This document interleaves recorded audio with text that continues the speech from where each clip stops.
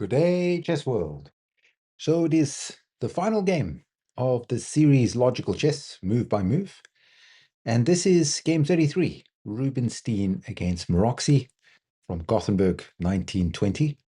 And this game is a great demonstration, shall we say, as it begun, so shall it end.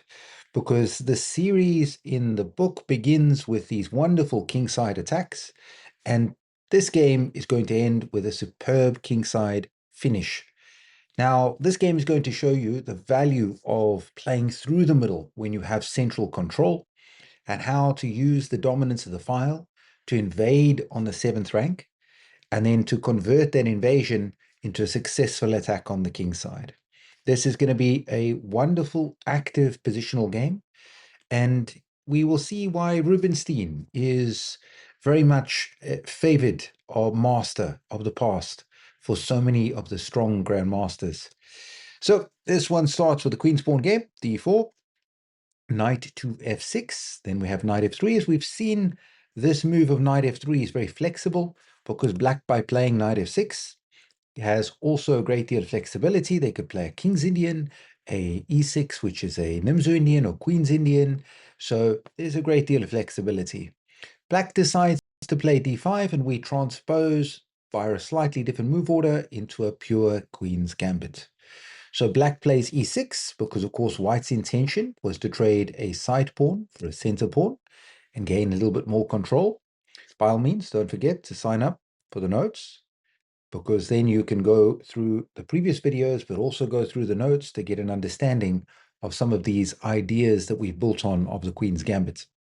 So here we get bishop to g5, which is just a simple pin, looking to develop the bishop. We get bishop to e7, pawn to e3, and we can see both sides are not trying to play it all sharply in the opening. They're not trying to play too active. They want to keep it as simple as possible. So knight bd7, knight to c3 with the attack on the center. And now we get simply castles. And then white plays rook c1. And as we know, this rook c1 move is built on a rather sophisticated idea. The intention is that black, in many cases, would like to change their structure by taking out of the center and then longer term establishing this light squared bishop on the long diagonal. White, by playing rook c1, stops this as a problem, and their idea is that they get to take back on c4 in one move. So maybe not a hugely important move, but it does gain a little bit of time. And now it works out well because black can't really come up with a useful move and plays rook e8. This is certainly not best. As we've seen in previous games, here we can understand that the idea of pawn takes c4 would be better immediately, or pawn to c5, or even something like b6. So rook e8 is the first warning sign that black is maybe not comfortable in this position. Why? Because the rook is not actually improved by moving to e8. There is no focus on this file at this stage, no giant benefit. So white plays queen c2. The reason is to develop the queen, and once again, as we will see, gain a little bit of time. Because now pawn takes, they take with the bishop. And if we take a step back, that's the intention. If white had played bishop d3, black would capture and we get the exact same position, except the queen is not developed on c2. So a small improvement in these structures. Bishop takes c4. Now black plays c5. Good decision. They're trying to mobilize and put pressure on the white center, because right now, with black taking out of the center, trying to solve some of their mobilization problems, they are giving white that central majority. So it's very important that they put pressure on. Rubinstein decides the middle of the board is starting to open up, so he's going to castle. Now we get an instructive moment, because pawn takes on d4, and yes, we can take back with a pawn, but Rubinstein says, I don't think I'm going to get a benefit by having the isolated queen's pawn here. I'm going to play knight takes d4. The intention is that they are ready as white to fight for this open file and put as much pressure as possible. So this makes a lot of sense. Now the opponent plays a6, and Rubinstein completes his mobilization Wonderfully done. I hope you can carry this forward from all of the videos and this every single game that has been included. Part of the success for every player is simple development, solving all the problems by getting new pieces into the game. So very instructive. And here we can see by Rubinstein that Rubinstein has already built a substantial time advantage. How can we say that? Well, he simply has two rooks already doing a job on the open files, whereas black still has not solved the problem of this light squared bishop. And I think you can see in the latter part of this book, these games that have been mentioned that we've gone through, the problems that black does experience in the queen's pawn game, solving the problem of this bishop. So once again, black is behind in time and struggling with development. And immediately they would like to play b5, but there are too many issues to do with these files and the knights joining in. So he decides he's going to play queen a5. Still simply developing, creating a threat onto the bishop on g5. Okay, bishop h4. He solves the problem here. Black plays knight e5. Do we want to allow the trade of the knight for the bishop? Certainly not. So he plays bishop e2, the point being that the bishop now looks on both sides of the board, but also there is a future plan that the bishop potentially could go on this diagonal if need be. So we get the move knight to g6, and here white plays bishop to g3. Very simple regrouping of the bishop. Now, if we just take a few steps back here, and there would be a temptation for many players to simply play bishop takes knight, to be quick about things, not to lose time. But here, white has a space advantage. And it's not a space advantage that's given by the pawns. It's simply because of white's better time, better development, white's pieces occupy better squares. So when you have more space, you typically don't want to trade off pieces because all of white's pieces have a job to do, whereas black's pieces are cluttered in the way of each other. So the light squared bishop is blocked by the knight. This knight on d7 is blocked by its own compatriot on f6. So this is why this sequence took place, where white patiently keeps the pieces on the board. Now black plays this move e5. Now this is not at all bad, but it carries now a great deal of risk, as we will see. In very simple terms, with this pawn move to e5, they're threatening the knight on d4, yes.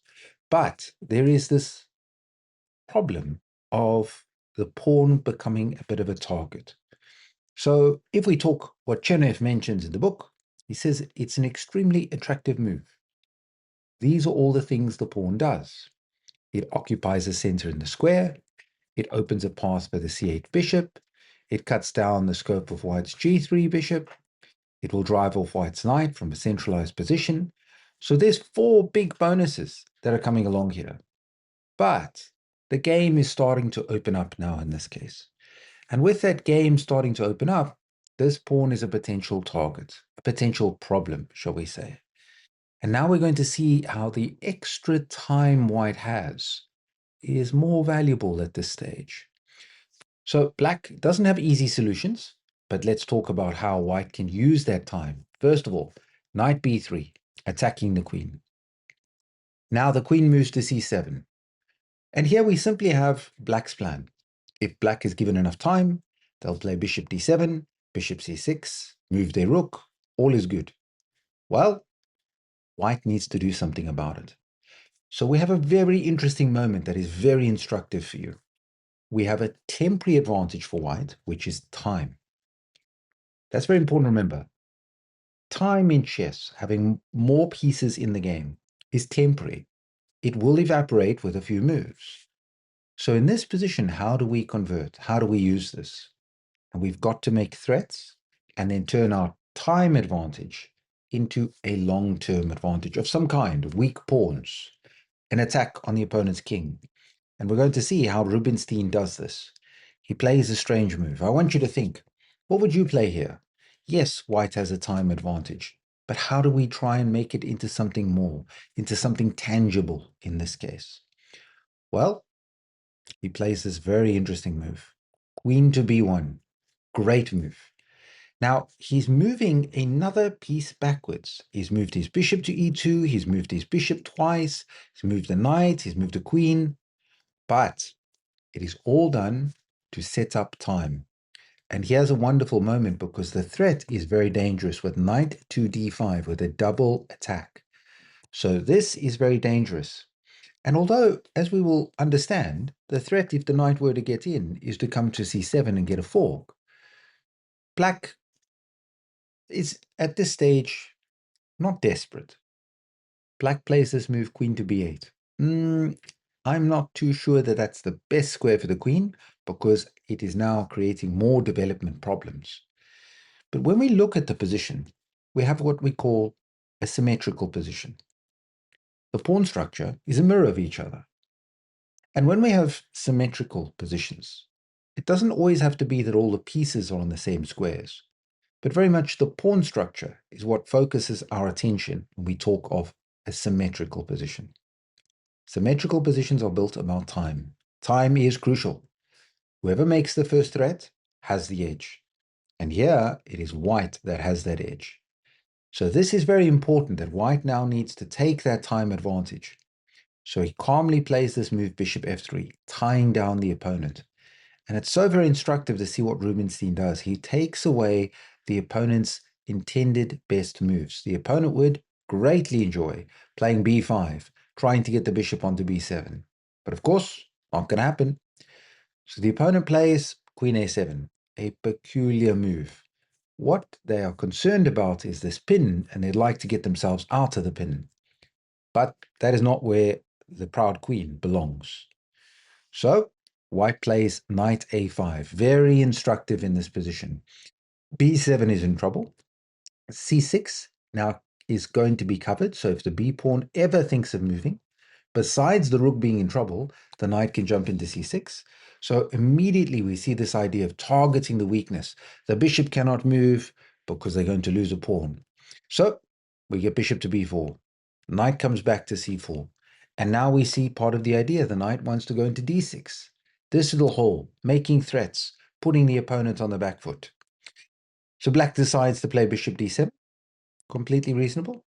They're attempting to compete on this diagonal. So he plays another instructive move, knight d5, forcing his opponent now to make an uncomfortable trade because that knight is defending the king. And the intention is, of course, to get the bishop onto that wonderful square in the center, because now the bishop is looking at both sides of the board, plus we have this X-ray threat on the black bishop. If black does nothing, then of course we would have bishop takes f7 check, and the rook would capture that bishop on d7. So a spectacular square. So now they play bishop e6. Okay. He then decides to improve his worst place piece. I hope that's a theme that you picked up from in Capablanca's games and some of these details we looked at. This concept of improving the worst place piece, making it better. So here he captures on c6. Pawn takes, queen e4, wonderful chess. The queen is the worst place piece, and he now has that weak square on c6 that he can sit and he can target. Wonderful. So now we have this situation here where simply after this moment of black deciding, he doesn't want to get the weak pawn, black plays bishop e6. Then we get queen to e4, focusing on the structure. Wonderful. So now bishop captures on d5, rook captures on d5. Look what white has done. Still, we have a mirror position pawn structure-wise. Black has done a great job of avoiding getting that weakness on c6. So black chose to play bishop e6 and trade off for the strong piece. But now, white dominates the files. White is ensured that they're the first ones to get their rooks into the games. Super instructive. So now, rook to c8. Wonderful. Okay, the opponent is beginning to compete on the file. We need to resolve this issue. How do we do that? We dominate one file. We pick which file we want. And of course, the D file is the one we want because black is not occupying that file. And we can also see the problem as to why black did not play their rook to d8. And it's very simple because now he will just take this. The knight will capture the pawn. And although black would enjoy playing f6 and exploiting this pin, that doesn't work since the rook would capture the rook. And then after rook takes, the knight is free to move. And there is a big problem because there's also check. So let's unpack that. Pawn f6, rook takes here, rook takes back, queen c4 check. And this is a wonderful mating net. This little combo would be the smothered mate or Licinia's mate because knight f7 check. King here. No. We don't go take the rook. We have better. We have double check. If the black king moves to f8, queen f7, and if the king goes to h8, spectacular mate sitting over here. So we can see the lead in time is very dangerous at this stage, and black has to be so careful. So this is why they choose to play rook c8 to pin the knight. White simply doubles on the file. When you are seeking to use a file, you want to control it. Great. We're occupying, controlling the file. Then you want domination. What is domination? It means the opponent cannot oppose on the file. There's different ways of achieving that. In this case, white has done that by doubling on the file, making sure they remove the competition. Then you want to invade. And the rook's happy place is the 7th rank. So we are going to put and get our rook onto that 7th rank. But first, we have an important moment. White plays b3, and why he decides it's maybe a little bit slow, but his intention is he does not want to abandon his knight and get himself caught out with certain tactical problems. So if he, for example, played rook to d7, suddenly queen to c5, and now his knight is in a very uncomfortable way. So first, he ensures, I'm going to play b3. I don't want the knight to be in trouble. Very smart play from Rubinstein. Because if we just take a look, white is better here. And how can we say that? This is going to help you in your chess games to work on that concept of evaluation. Who's better? Who's worse? Firstly, the white pieces are more active. I hope you've gone through some of the notes, you've looked at the other videos, and you can get a better understanding what it means when we talk of activity. So here, knight takes e5, it's a capture. There's a capture. There's a capture. There's a capture. White has so many pieces that are active. Black, on the other hand, only has this rook capturing and this queen. So the white pieces have more activity than black. Also, if we look at where the pieces stand, this queen is powerfully posted in the center of the board. The rook on this open file, with its pressure also on e5, great square. The knight on a very good outpost. The bishop with pressure here. You want your pieces doing something. You want your pieces creating threats. And right now, that's what white has. So in this position, black plays pawn to b5. Totally reasonable move. Now let's ask ourselves, we've got really two choices. We could put that knight into d6, or we could play knight takes e5. What would you do here? We've been working so hard to win that pawn. Is that the right theme? And of course, no. We should play knight d6. Knight takes e5 would be a horrible blunder because suddenly we walk ourselves into this nasty pin, and then we are in this issue where the knight cannot be rescued. And remember, last time we looked at the little variation that I showed you where the rook captured the rook here, and that allowed this theme of the queen getting free with a check. None of that exists here. And if rook goes to d7, for example, we have a spectacular refutation. What can black do to refute this? Because rook d7 looks so very good. White is threatening check, getting out of the pin with a mating net. The invasion on the 7th, absolutely wonderful. Yes, queen takes d7. Wow, what a horrible, horrible situation this would be for white. Because now, if the rook takes the queen, it is back row checkmate. Oh no, that's the game. And of course, if the knight tries to take back, they would lose their queen and their rook down. So white does have to be careful that black's pieces have their activity. Be careful there. Don't pin your own pieces. If you can avoid it, don't pin your own pieces. So he plays knight d6. This makes sense. b5, knight d6. Now we get the bishop taking. Rook takes, because of course when the knight jumped into d6, we had a fork. And then we get this moment of rook to c7. Wonderful. Okay. Who's better? What do we think is going on here? Now, in this position, clearly we can say that white is better. And let's talk about why. Their queen is good, well centralized. Black's queen, a little bit to the side. We talk about the rooks. White's rooks are doubled on the d-file and threatening now to invade to the other side. Notice black just had to play rook c7 to prevent this invasion on the 7th rank.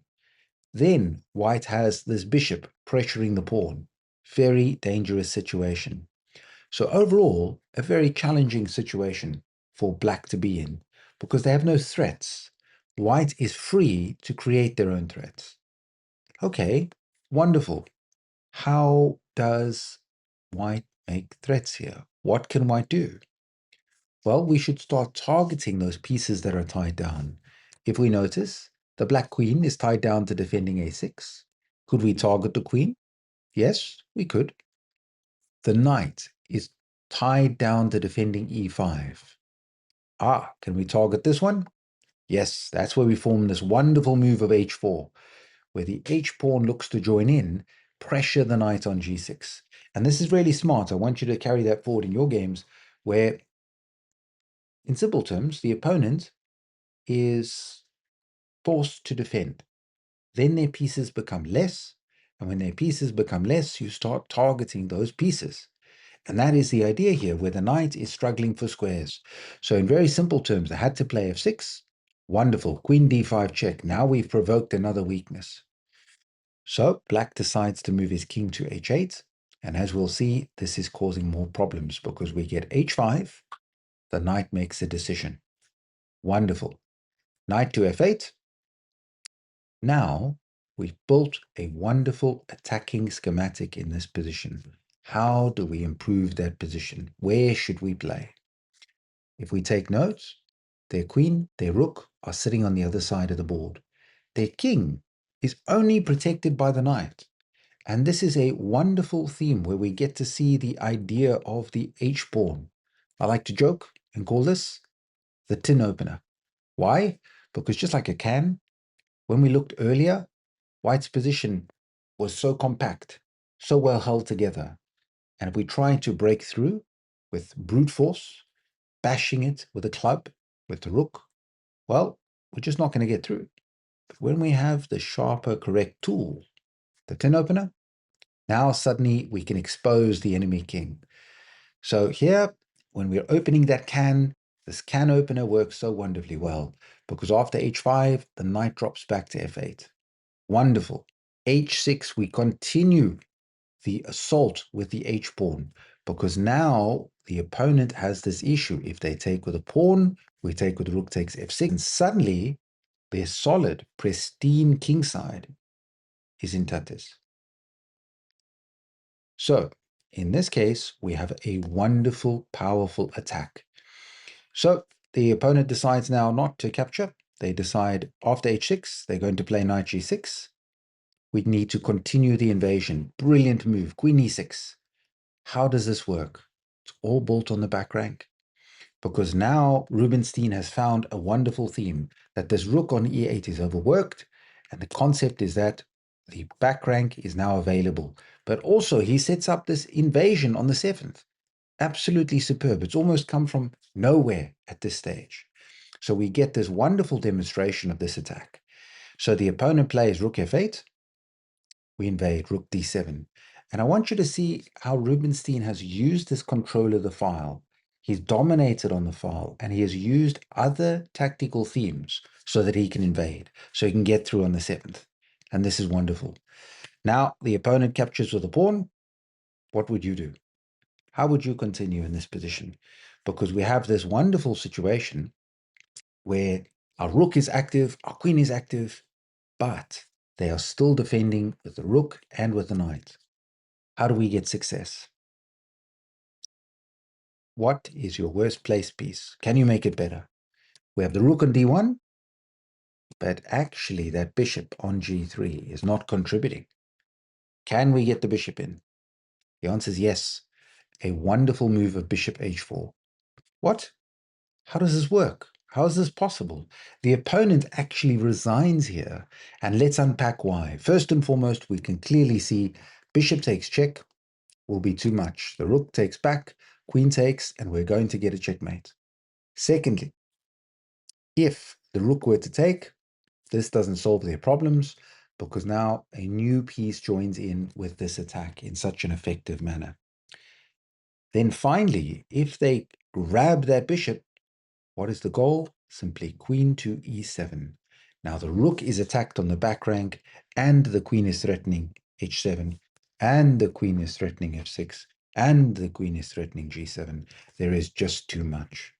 And this is a wonderful demonstration of Rubinstein turning his lead in time, his better deployment of the rooks, more quick deployment, into a longer term edge and converting that with a kingside attack.